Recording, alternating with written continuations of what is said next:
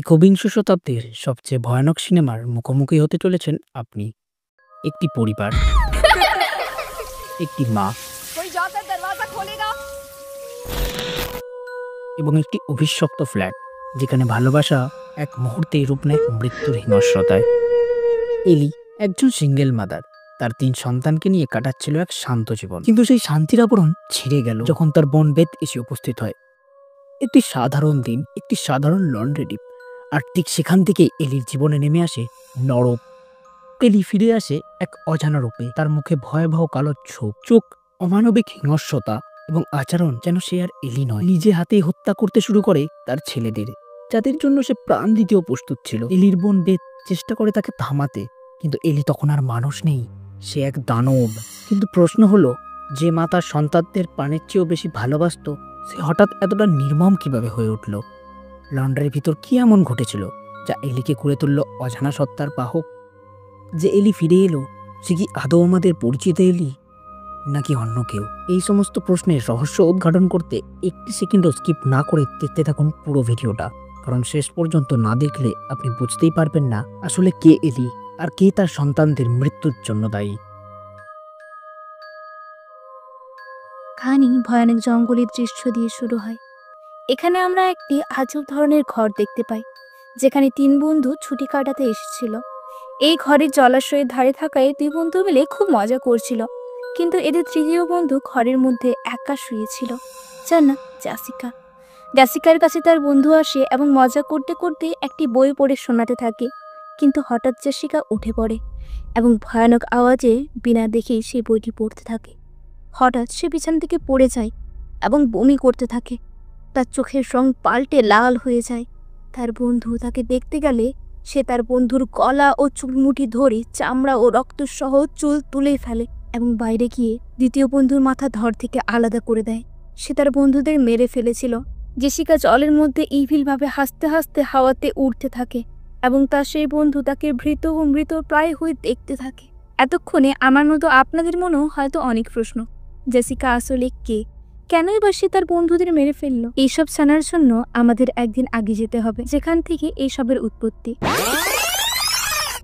আমরা একটি পুরনো বিল্ডিং দেখতে পাই, যেখানে একটি অ্যাপার্টমেন্টে আলি নামের একটি মহিলা তার 3 সন্তানের সাথে থাকে। সে তার স্বামীর সাথে থাকে না। এক রাত্রে অ্যালির বোন তার বাড়িতে আসে, যার নাম ব্যাথ। ব্যাথ অ্যালির বাচ্চাদের গিফট দেয়, যেগুলি সে সেখান থেকে নিয়ে এসেছিল। ব্যাথ অ্যালির হাজবেন্ডের জন্য গিফট নিয়ে আসে, কারণ সে জানতো না তারা এখন আলাদা থাকে। যখন ব্যাথ অ্যালির হাজবেন্ডের ব্যাপারে জিজ্ঞেস করে, তখন সবাইকে মুখে দুঃখের ছায়া নেমে আসে।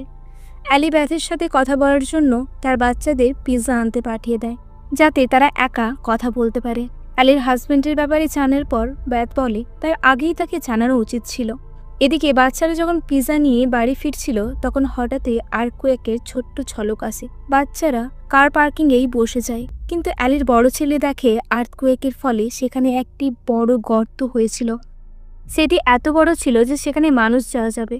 ড্যানের মন জিজ্ঞাসায় ভরে যায়, সে ভেতরে কি থাকতে পারে। তাই সে গর্তের ভেতরে যাওয়ার সিদ্ধান্ত নেয়। সেখানে গিয়ে অন্ধকারের মধ্যে সে কিছু অডিও টেপ এবং বই দেখতে পায়, এবং সে এখানে ফাদার পৃষ্ঠের ছবিও দেখতে পায়, এবং সেখানে অনেকগুলি হলিক্রসও ঝুলছিল, যেটি দেখে এটা তো পরিষ্কার বোঝা যাচ্ছিল যে এখানে কোনো ভয়ানক আত্মাকে বন্ধ করে রাখার ক্রিয়া করা হয়েছিল। এখানে একটি কবর ছিল, যেখানে জিজাসের মূর্তি রাখা ছিল। ড্যান সেই কবর থেকে একটি বইও পায়, সেটি একটি কাপড়ে বাঁধা ছিল। ড্যান কিছু না জেনেই অডিও টেপগুলি এবং সেই বইটি তার সঙ্গে নিয়ে সেখান থেকে বেরিয়ে আসে। এইদিকে তার মা তার বাচ্চাদের জন্য চিন্তিত ছিল, কারণ খবরে দেখাচ্ছিল আর্থকুয়েকের জন্য পাশের বিল্ডিংয়েরও অনেক ক্ষতি হয়েছে। এর জন্য অ্যালি তার পাশের বাড়ির একটি ছেলেকে তার বাচ্চাদের খোঁজার জন্য হেল্প চায়, কিন্তু এর মধ্যেই তার বাচ্চারা লিফটে করে বাড়ি আসে। অ্যালি তাদের খুব বকা দেয়, কারণ ভূমিকম্পের সময় লিফট ইউজ করা উচিত নয়। তারপর তারা তাদের নিজেদের রুমে চলে যায় এবং অ্যালি লন্ড্রিতে দেওয়ার জন্য কাপড় নিয়ে লিফটে যায়। এইদিকে ড্যানি সেই বইটি খোলার চেষ্টা করছিল, কিন্তু সেই বইটি ধারালো দাঁত দিয়ে বন্ধ করার জন্য ড্যানি কোনো মতে এই বইটি খুলতে পারে না। সেই বইটি দেখে মনে হচ্ছিল যেন কোনো দানবের মুখ। বইটি খোলার চেষ্টায় সে ধারালো দাঁতে ড্যানির হাত কেটে রক্ত বার হয়। সেই রক্ত সেই বইটির উপরও পড়ে, কিন্তু শকিংলি সেই বইটি তার রক্ত নিজের মধ্যে শোষণ করে নেয় এবং তখনই সেই বইটি খুলেও গেল। বইটির মধ্যে ভয়ানক চিত্র অঙ্কিত ছিল। চিত্রগুলি দেখে মনে হচ্ছিল যেন কেউ কারো উপর জাদু করছে। অন্য ভাষায় লেখার জন্য ড্যানি বইটি পড়তে পারে না, কিন্তু অডিও টেপগুলি চালিয়ে শুনতে থাকে। প্রথমে অডিও টেপটি একটি ফাদার বলছিল, আমি এবং আমার দল মিলে এই বইটি বোঝার অনেক চেষ্টা করেছি। বইটিতে আজব এবং ভয়ানক জাদুর ব্যাপারে লেখা ছিল। পরের টেপটিতে ফাদার বইটির ব্যাপারে বলছিল, সে এই বইটি কোথায় এবং কি করে উদ্ধার করেছে। হঠাৎই একটি ভয়ানক ডিমনিক আওয়াজ শোনা যায়, যেন মনে হচ্ছিল কোনো কালো শক্তি এটির মধ্যে বন্ধ আছে, সেটি বার হওয়ার জন্য আপ্রাণ চেষ্টা করছে। ড্যানি টেপটি বন্ধ করার চেষ্টা করে, কিন্তু বন্ধ করতে পারে না। তখনই আমরা দেখতে পাই একটি কালো শক্তি টেপটি থেকে মুক্ত হয়ে লিফটে অ্যালির মধ্যে এসে যায়। কালো শক্তিটি অ্যালির মধ্যে প্রবেশ করা মাত্রই অ্যালির সব হাড় মর্মান্তিকভাবে ভেঙে দেয় এবং খুব ভয়ানকভাবে অ্যালিকে মেরে ফেলে। এদিকে ড্যানি অডিও টেপটি বন্ধ করার অনেক চেষ্টা করছিল, কিন্তু পারে না। ইতিমধ্যেই বাড়ির লাইট চলে যায়। বইয়ের পাতা নিজের থেকেই পাল্টাচ্ছিল। কিছুক্ষণ পর অ্যালি বাড়ি ফিরে আসে, যাকে দেখে স্বাভাবিক মনে হচ্ছিল, কিন্তু কিছুক্ষণ আগেই তো আমরা দেখলাম লিফটে অ্যালির মৃত্যু, আর এখন অ্যালি নিজের পায়ে হাঁটতে পারছে। সে রান্নাঘরে গিয়ে ডিম রান্না করতে শুরু করে। যখন তার বোন তার কাছে আসে এবং তার নাম ধরে ডাকে, সে বমি করতে শুরু করে এবং ভয়ানক আচরণ করতে শুরু করে। ফলে সবাই খুব ভয় পেয়ে পিছনে সরে যায়। অ্যালি যখন নিজের হোশে আসে, সে শুধু এইটুকু বলে, কে আমার মধ্যে আছে, তার থেকে আমার সন্তানদের রক্ষা করো। এদি বলেই সে অজ্ঞান হয়ে যায়। ব্যর্থ বাচ্চারা অ্যালিকে হসপিটাল নিয়ে যেতে গেলে দেখে আর্থকোয়েকের জন্য সিঁড়ি ভেঙে গেছে, আর লিফটে যাওয়ার সাহস আর কারো ছিল না। বিল্ডিং এ সে বাচ্চাটিও তাদের বাড়িতে আসে, যার কাছে প্রথমে অ্যালি তার সন্তানদের খুঁজতে যাওয়ার জন্য হেল্প চেয়েছিল। সে অ্যালির চোখ যতবার বন্ধ করে ততবার খুলে যায়। সবাই মিলে অ্যালির জন্য প্রার্থনা করে, কারণ তাদের মনে হচ্ছিল অ্যালি মরতে চলেছে।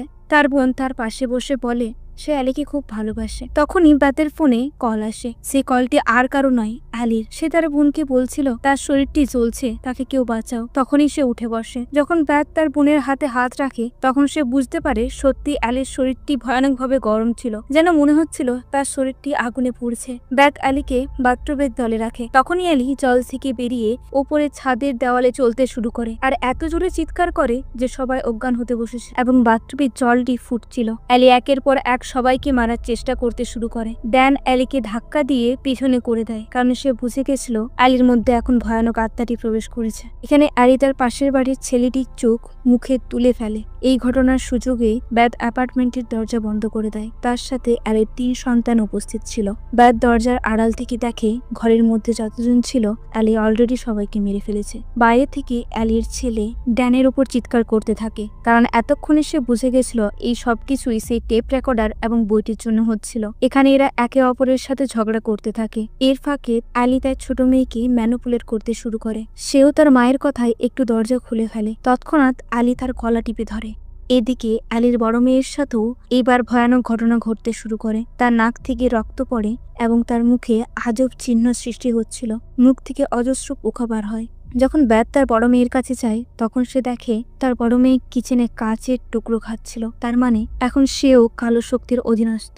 সে ব্যাথের উপর অ্যাটাক করে এবং তার ছোট বোনকে মারার চেষ্টা করছিল, কিন্তু তখনই তার ছোট বোন নিজের ধারালো পুতুল দিয়ে তার মাথায় আঘাত করে, নিজেকে বাঁচিয়ে নেয়। এইবার ড্যান ব্যাথকে সব কথা বলতে শুরু করে, এসব তার জন্য হচ্ছে। এসব জানার পর ব্যাথ ড্যানের রুমে যায় এবং হেডফোনে 3 নাম্বার অডিও রেকর্ডিংটি শুনতে থাকে। সেইখানে ব্যাথ জানতে পারে আসলে এই বইটি একটি প্রিস্ট ফাদার পেয়েছিল। সে এই বইটি পুরোটি পড়তে চেয়েছিল, ফলে চার্চের ফাদাররা তাকে চার্চ থেকে বার করে দেয়, কারণ এটি একটি ডিমনিক বই ছিল। এই বইটি মানুষের চামড়া দিয়ে তৈরি এবং মানুষের রক্তে এই বইটির প্রত্যেকটি অক্ষর লিখিত হয়েছিল। বইটিতে নরকের শক্তিশালী ও ভয়ানক আত্মাদের আহ্বান করার ক্রিয়া লেখা ছিল।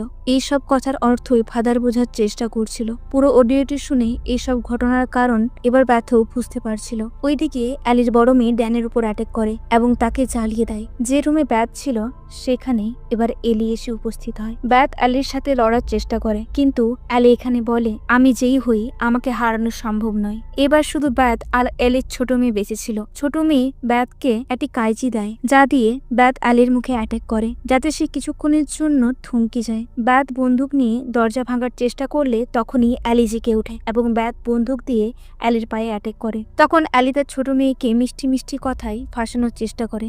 তখন তার মেয়ে বলে, ইউ আর নট মাই মম। এবার একে একে অ্যালির দ্বারা মৃত মানুষেরা জাগতে শুরু করে। তারা বলে সন্ধে অবধি কেউ বাঁচবে না। এখানে ব্যাথ এবং বাচ্চা মেয়েটির পালানো ছাড়া কোনো উপায় ছিল না, কিন্তু লিফট এবং দরজা দুটোই বন্ধ ছিল। লিফটটিতে চাবি ফেসেছিল, কারণ অ্যালি যখন পজেস হয়েছিল তখন তার হাতে চাবি ছিল। তার ছোট মেয়েটি কোনো মতে চালাকি করে লিফটটি চালিয়ে নেয় এবং চাবিটিও সেখান থেকে বার করে নেয়। লিফটটি চলতে শুরু করে, কিন্তু লিফট চলার সাথে সাথে লিফটে রক্ত ভরতে থাকে। আর এইদিকে বইটিও নিজের পাতা পাল্টাতে পাল্টাতে একটি চিত্রে আটকে, একটি ভয়ানক দানবের চিত্র। দেখতে দেখতে অ্যালিও সেই ভয়ানক দানবে পরিণত হতে থাকে। লিফটটি নিচে আসার সাথে সাথেই ব্যাথ এবং মেয়েটি গাড়িতে বসে সেখান থেকে পালাবার চেষ্টা করে, কিন্তু অ্যালি তাদের সামনে তার ডিমনিক রূপ নিয়ে প্রকট হয়। সে তার ছোট মেয়েকে মারার চেষ্টা করলে ব্যাথ তার উপর অ্যাটাক করে, কিন্তু তখনই অ্যালির বড় মেয়ে এবং ড্যান শয়তান রূপে ব্যাথকে মারার চেষ্টা করে। ব্যাথ তাদের তিনজনকে পাশের গ্রাইন্ডার মেশিনে ফেলে তাদের শরীর নষ্ট করে দেয়। নিজের পরিবারকে নিজের হাতেই এইভাবে মেরে ফেলা সত্যি ভয়ানক, কিন্তু ব্যাথের কাছে আর কোনো উপায় ছিল না। এরপর ব্যাথ এবং মেয়েটি সেখান থেকে পালিয়ে যায়, কিন্তু এখনও কালো শক্তির অন্ত হয়নি। সিন শিফট হয় এবং পরের সিনে আমরা জেসিকা নামের একটি মেয়েকে লিফট দিয়ে নিচে নামতে দেখি। এই জেসিকা এলির নিচের বিল্ডিংয়ে থাক। এখানে জেসিকা সেই মেয়েটি যাকে আমরা কাহিনীর শুরুতে দেখেছিলাম। লিফট দিয়ে নিচে নেমে এসে সে এত রক্ত দেখে ভয় পেয়ে পুলিশকে ফোন করতে গেলে শয়তান তাকে পজেস করে নেয়। আর এখানে হয়তো আপনারা বুঝতে পারছেন জেসিকা কেন তার বন্ধুদের মেরে ফেলছিল। আর এখানেই এই মুভিটি শেষ হয়ে যায়।